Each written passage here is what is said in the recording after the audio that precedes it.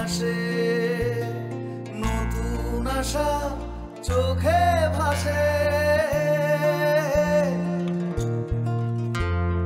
সোনালি দিন হাসে, নতুন আশা চোখে ভাসে। সময় এখন বাংলাদেশের প্রাণের পতাকা উড়ছে ছুটে। আজ জয় বাংলার উৎসবে, স্বপ্ন জয়ের গৌরবে, বিশ্ব জয়ের গৌরবে, নতুন দিনের সৌরভে, এই বাংলার উৎসবে সোনালি দিন হবে।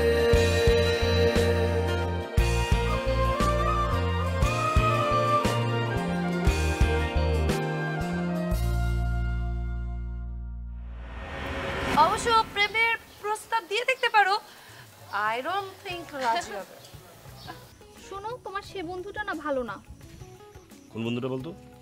কে আবার? বল্টু ভাই। ওরে পাগল, ও খুব ভালো ছেলে। হ্যাঁ, মাঝে মাঝে দুষ্টমি করে উল্টাপাল্টা বলে। কারণ তোর সাথে কোনো কিছু হয়েছে? ভালোবাসা আসলে ছিল আমার একতরফা। সেটাই যদি ভাবো তাহলে বিয়ে করলে না কেন? আরে এই যে তোমাদের বিয়েটা ভাঙাই দিলাম, এরপরে যে মিঠুর বাড়িতে এখন যে আসা যাওয়া করতেছো, এটা ব্যবস্থাটা কে করছে? আমি তো করে দিলাম। বিয়ে আপনি ভাঙছেন? লিলিয়ানের কাছে আপনাদের কথা শুনে আপনাদেরকে দেখতে এলাম। লিলিয়ান আমার ভাতিজি। লিলিয়ান আপনার ভাতিজি? ও তো বিদেশি, ফরেনার। কেন? ও থাকুক আমাদের সঙ্গে। মানে তোমার তো হাড্ডি কাবাব খুব পছন্দ, তাই না? তাহলে আমি যাই গা। আরে দাঁড়াও কবিতা, শোনো, কালকে আমরা এক জায়গায় যাব, মানে তুমি আর আমি। তবে হ্যাঁ, তোমার ভাই যদি আমাকে পাহারা দেওয়ার জন্য যেতে চায় তাহলে যেতে পারে। মানে কোথায় যাবে তোমরা? প্ল্যানটা কি?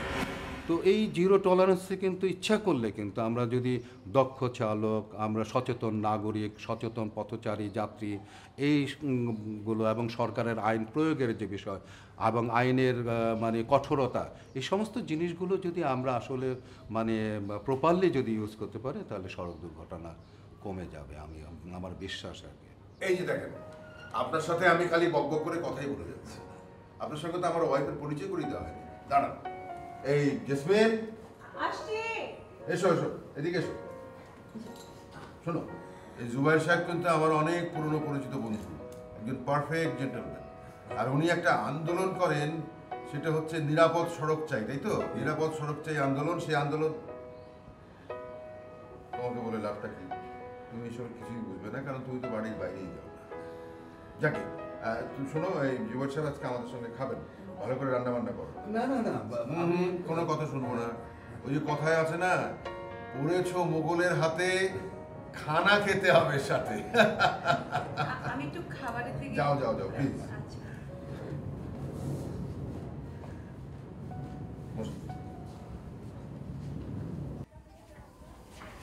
বাবা, হ্যাঁ, মিঠুকে বাজারে পাঠাবো, আপনার জন্য কোনো কিছু আনতে হবে? না, আমার জন্য কিছু আনতে হবে না। সোহেল কোথায়? রবিকে নিয়ে জেলা সদরে গেছে। কেন? ও দুজনে আলাপ সালাপ করলো, পূব দিকের ঘরটা নাকি সারাই করাবে। কোনটা? তোমার মেজ ছেলের ঘরটার কথা বলছে। ও, রুবেলের ঘরের কথা বলছো? জি বাবা, মেজর মেয়ে যদি তার বিদেশি বন্ধুদের নিয়ে চলে আসে, ওদের জন্য তো ঘর লাগবে। ঘরের তো বেহাল অবস্থা, অনেক কাজ করাতে হবে। তাই তো, সে ঘরে তো অনেক কাজ। সেজন্যই তো শহরে গেল বাবা। ভালো বিদেশি ফিটিংস দিতে হবে, কোমোট লাগাতে হবে, এসি লাগাতে হবে, না হলে কি ওরা এসে থাকতে পারবে বাবা? অনেক সময় লাগবে কিন্তু। ভালো করে কাজ করতে গেলে তো অনেক সময় লাগবে। মেয়েটা যদি তার আগেই চলে আসে, কবে আসবে কোনো খোঁজ খবর নিয়েছো? না বাবা, জেসমিনের বাসায় আছে বলে আমরা খোঁজ খবর করতে পারছি না। জেসমিনের বাসায় নেই? জেসমিনের বাসায় তো নেই। কি বলেন? আপনি জানেন জেসমিনের বাসায় নেই? কে খবর দিল আপনাকে?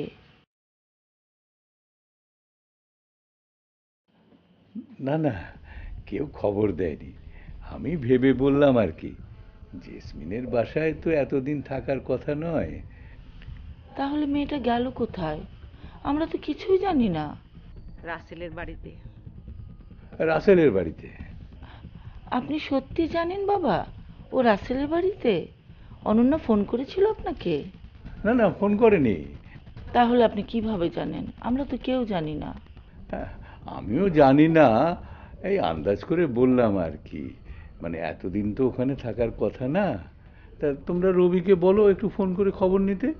রবি আর জেসমিনের বাড়ির কাউকে ফোন করবে না বাবা। কেন? তাদের বাপ ছেলের একটা ঠান্ডা লড়াই হয়ে গেছে তো, এরপরে মনে হয় না রবি আর ওই বাড়ির কারোর সাথে যোগাযোগ করবে। আচ্ছা, এই ছোটোখাটো বিষয় নিয়ে তোমাদের এত বিরোধ কেন? একদিকে রবিকে ফোন করতে নিষেধ করছো, আবার এদিকে ঘর সারাচ্ছ তার মেয়ের থাকার জন্যে। বাবা, রুবেলের সাথে তো আপনার বড় ছেলে কোনো ঝামেলা নেই। তার মেয়ে বাড়ি আসতে চাইলে তার যত্ন করবে না? তবু ভালো, সবখানে ঝামেলা করে বসে না। হ্যাঁ, সবখানে ঝামেলা না করাই ভালো। ওরা ফিরলে আমার সঙ্গে দেখা করতে বলো। ঠিক আছে বাবা।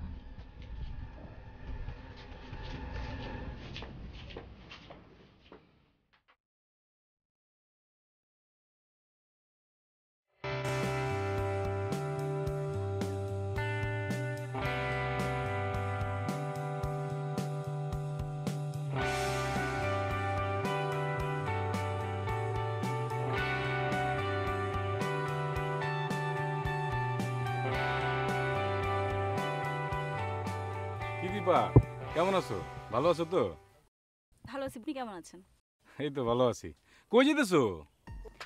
কবিতাদের বাড়িতে যাইতেছি। আরে আমি যে তোমাদের এত বড় একটা উপকার করে দিলাম, আমার তো একটা ধন্যবাদও দিলা না। আমাদের উপকার কি বলেন তো? আরে এই যে তোমাদের বিয়েটা ভাঙাই দিলাম, এরপরে যে মিঠুর বাড়িতে এখন যে আসা যাওয়া করতেছো, এটা ব্যবস্থাটা কে করছে? আমি তো করে দিলাম। বিয়ে আপনি ভাঙছেন কিভাবে? কি রে মিঠু, কিসে কি সমস্যা? মিঠু, বিশাল সমস্যা হয়ে গেছে, কি করা যায় বলতো? কারে নিয়া কি সমস্যা হয়েছে আবার? কারে নিয়ে আবার? ওই যে দীপারে নিয়ে। ও বুঝছি, তুমি আবার ঝগড়া করছো না? এটা তো রেগুলার ঘটনা, নিত্য নৈমিত্তিক ব্যাপার, তাই না? ঘটনা আরো খারাপ। ওর বাড়িতে নাকি ওর বিয়ে ঠিক হয়ে গেছে। এত তাড়াতাড়ি? কবে, কেমনে? বাবা বললাম তো, এটা আরেক ঘটনা, আরেক ইতিহাস, তোরে পরে বলবো। এখন তুই আমার একটা বুদ্ধি দে, আমি কি করতে পারি? তুই একটা কাজ কর, দীপারে নিয়ে তোদের বাড়িতে চলে যা, তারপর কাকা কাকিরে বল দীপার সাথে তোর বিয়ে দিয়ে দিতে। ভাই তুই কি কথা বুঝা কস না বুঝা কস? আমার আগে আমার বড় ভাই আছে না, তার আগে বিয়ে হবে না আমার বিয়ে হবে? আগে আব্বা বড় ভাইয়ের বিয়ে দিবে, তারপর আমার বিয়ে দিবে নাকি?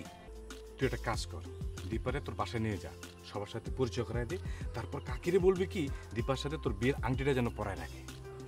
আরে বেকুব, আমি যে দীপার লগে প্রেম করতেছি, এই ঘটনা যদি আমার আব্বা শুনতে পারে তাহলে আমার অবস্থা কেরোসিন করে ফেলাবে। তাহলে তো মহা সমস্যা। তো একটা কাজ করতে হবে, এমন একটা কাণ্ড করতে হবে যেন চাচাই দীপার প্রেমে পড়ে যায়। কি কস্তি মানে কি? আরে বন্ধু, মানে হচ্ছে কি দীপার সাথে তোর ফ্যামিলি সবার পরিচয় করে দিতে হবে, তারপর কাকা কাকি তোর সাথে দীপার এমনি বিয়ে দিয়ে দিবে। ওরে বাবারে, তার আগে দীপার বিয়ে হয়ে যাবে। হবে না, আমি আছি না, বিয়ে ভেঙে দেবো। বিয়ে ভেঙে দিবি মানে কিভাবে? আরে বন্ধুর জন্য বন্ধু একটু করতে পারবে না, এটা নিয়ে তুই একদম ভাবিস না। ওসব তোমার শোনার দরকার নেই, শোনা লাগবে না। এখন শুনো, তুমি আমার একটা কাজ করে দিবা। কি উপকার বলেন তো? আগে বলো কাজটা করে দিবা কিনা। আরে আপনি বলেন না, তারপর তো আমি বলতে পারবো করবো কি করবো না। তুমি কবিতার সাথে আমার প্রেমটা করাই দিবা। না না বল্টু ভাই, আমি এইসব করতে পারবো না। দীপা, ওরে আমার খুবই ভালো লাগে। কি বলতেছেন বল্টু ভাই আপনি? কবিতা ছোট্ট একটা মেয়ে, এখনো কলেজ পাশও করে নাই। আরে তার তো অসুবিধা কি? আরে মানুষ তো স্কুল থেকে তো প্রেম করে। শোনো, তুমি যদি ওর একটু বুঝা শোনা কও, ও কিন্তু সব মানবো, বুঝবো। দেখেন বল্টু ভাই, আমি এই কাজ একদমই করতে পারবো না। আমি ওর কাছেও যেতে পারবো না, আমি ওকে বলতে পারবো না এই কথা। কেন? তোমার সমস্যা কি? আমি তোমাদের সময় সবকিছু করে দিছি না? আপনি কি করছেন না করছেন সেটা তো আপনাকে আমি করতে বলি নাই। করছেন তো করছেন, এখন আমি এসব করতে পারবো না, ব্যাস ফাইনাল। দীপা, তুমি আমার মুখের উপরে এরকম একটা কথা কই দিতে পারলা? মুখের উপরে আমি সব কথা বলি। আসি।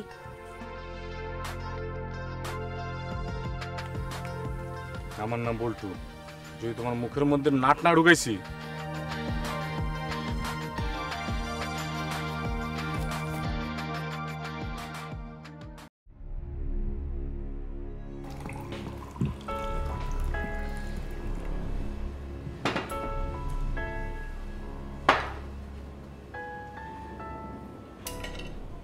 দেখছি ওনার সাথে খুব ভালো জানাশোনা আছে।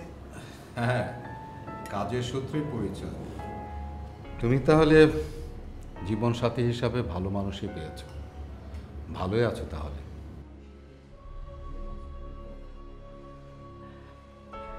তাই বলে তুমি নিজের মতো সবাইকে ভেবো না এত সহজ সরল। ওনার শ্বশুর বাড়ির দিকে কোনো কোনো বিষয়ে বিশেষ আপত্তি আছে। কি রকম? থাক না ওসব কথা। তুমি কিন্তু আমার আর আমার ভাইদের ব্যাপারে কোনো কথা বলো না প্লিজ। কোনো কথা সরি জুবাইর সাহেব, দেরি হয়ে গেল। তোমরা সব নিয়ে আলাপ করছিলে? আর জিজ্ঞেস করছিলাম উনি কি কি খেতে ভালোবাসে। আমি তো জানি যে আপনি দেশেই থাকেন না, সারা বছর প্রায় বিদেশেই থাকেন। হ্যাঁ, বলা চলে জার্মানিতেই বেশিরভাগ থাকি। আমেরিকা ইউরোপে প্রায় যাওয়া আসা করতে হয়, দেশে খুব কমই আসা হয় বরঞ্চ। দেশে কি কেউ আছে আপনাদের? বাবা মা থাকেন দেশের বাড়িতে, ঢাকা আমার একটা ফ্ল্যাট আছে, ওখানে এসে উঠি।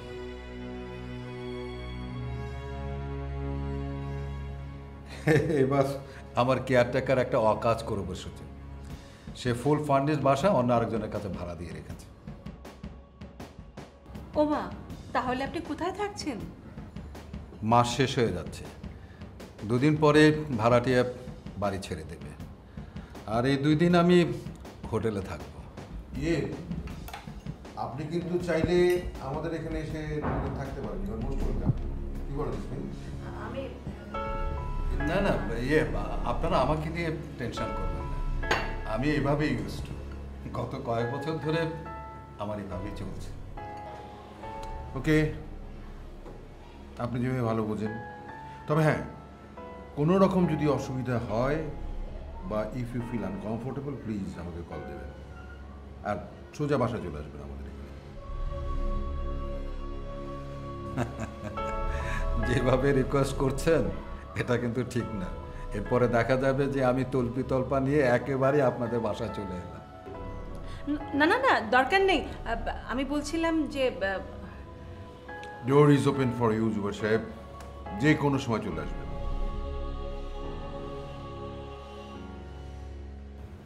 প্লিজ। বাই দ্য ওয়ে, আমি আজ রাতে চিটং যাচ্ছি। লিলিয়ান মেয়েটা আমার সঙ্গে যেতে চেয়েছিল ডিপসিতে। আচ্ছা ঠিক আছে, লিলিয়ানের সঙ্গে আমি কথা বলে দেখি। আর আমারও কিন্তু পানিপথের প্রতি আগ্রহ আছে, যথেষ্ট আগ্রহ আছে। তাই? তাহলে চলুন না আমার সঙ্গে আজ রাতে। আরে না না, তাই বলে আমি এতটা বহিমিয়ান নই, যথেষ্ট কাজ নিয়ে এসেছি এবার। তবে আপনার দাওয়াতের কথা আমার মনে রইল, সময় হলে অবশ্যই একদিন চলে আসব।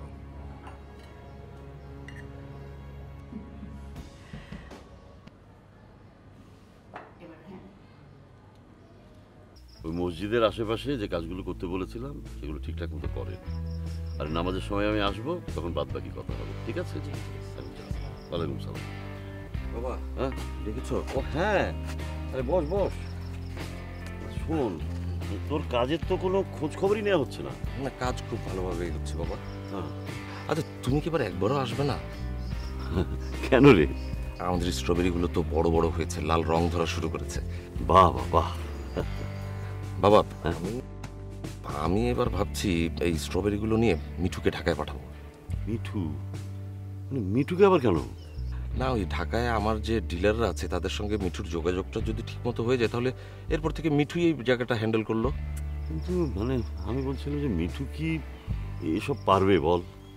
কেন পারবে না বাবা, ও তো অনেক কিছুই ট্রাই করলো। এখানকার দোকানটাও ঠিক মতো চলছে না, এখানে নাকি কাস্টমার কম, কিন্তু ঢাকার মার্কেট তো অনেক বড়, ও সব বুঝে নিতে পারবে বাবা। আমার মনে হয় কি জানিস, মানে তুই বরং ওকে কয়েকবার সাথে করে নিয়ে যা, তারপরে বুঝিয়ে দে সব, তাহলে হয়তো করতে পারবে।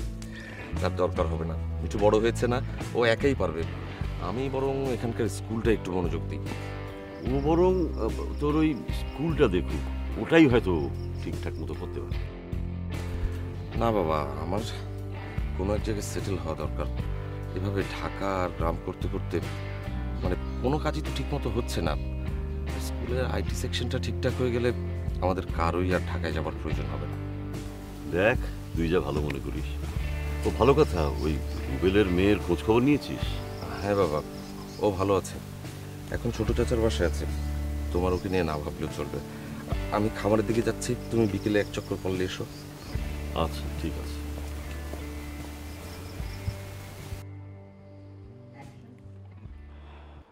জানি তোর কষ্ট হচ্ছে, কিন্তু যেখানে তোর সুখ হবে না সেখানে আমি জোর বাঁধতে দেব না।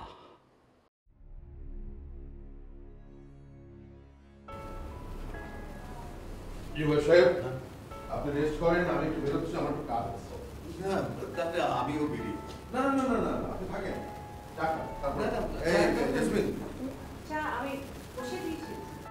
না না না, চা খাবো না। আরে বসেন না জুবের সাহেব। আমি অপেক্ষা করছিলাম জারার জন্য, ওর সাথে তো এখনো কোনো কন্ট্যাক্ট হলো না। আচ্ছা ঠিক আছে, লিলিয়ান আবার যদি দেশে আসে তখন না হয় আরেকবার এসে দেখা করে যাব। আমার মেয়েদের সাথে তো আপনার দেখা হলো না, ওরা এখন বাড়িতে নেই, ভার্সিটিতে আছে। ঠিক আছে, পরে একসময় কন্ট্যাক্ট করে তখন না হয় এসে আরেকবার দেখা করে যাব ওদের সঙ্গে। আমি বরঞ্চ এখন আপনার সঙ্গে বেরিয়ে পড়ি। ও হ্যাঁ, আমার মোবাইলটা যেন কোথায় রেখেছি। আমি দেখছি। শুনেন, আমি নিচে যাচ্ছি, গাড়িতে বসে আমার ড্রাইভারটাকে মানে মোদিকে খুঁজে বার করার মুশকিল। আপনি টেলিফোনটা নিয়ে আসুন, ঠিক আছে? আচ্ছা।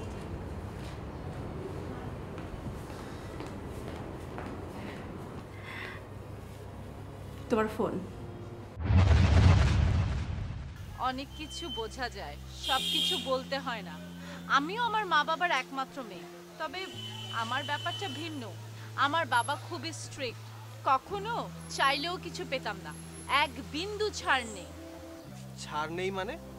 ও, ছাড় নেই মানে যখন যেটা চাইবো কখনোই পেতাম না, সব কিছু অর্জন করে নিতে হতো। কি বলো, বাবা মা আবার এমন হয় নাকি? হ্যাঁ, এমন হয় বলেই হয়তো আমি আজকে স্বাবলম্বী হতে পেরেছি, একা একা নিজের দেশে আসতে পেরেছি, যে দেশ আমি কিছুই জানি না, যেই দেশের কিছুই চিনি না। দাদু, আমি জুই, ভুলে গেছেন? সেদিন আপনি যখন স্কুলে আসলেন সম্বর্ধনায় আমি আপনাকে মালা পরিয়ে দিলাম, মনে নেই? ও, তুমি রহমান সাহেবের নাতনি, মানে মুক্তিযোদ্ধা রহমান সাহেবের নাতনি? হ্যাঁ হ্যাঁ, আসলেই তাই, তোর এই পরিচয়টা আগেই বলা উচিত ছিল, তাহলে দাদু আর ভুলে যেত না। আসলেই এখন থেকে আমি এটাই বলবো, এটাই আমার আসল পরিচয়। তো দাদু, বলছিলাম আপনার কাছে একটা কাজে এসেছি। এই পরিচয়টা তোর আগেই দেওয়া উচিত ছিল, তাহলে দাদু আর ভুল করতো না। আসলে এটাই আমার আসল পরিচয়, এখন থেকে এটাই বলবো। তো দাদু, একটা কাজের জন্য এসেছিলাম। বলো।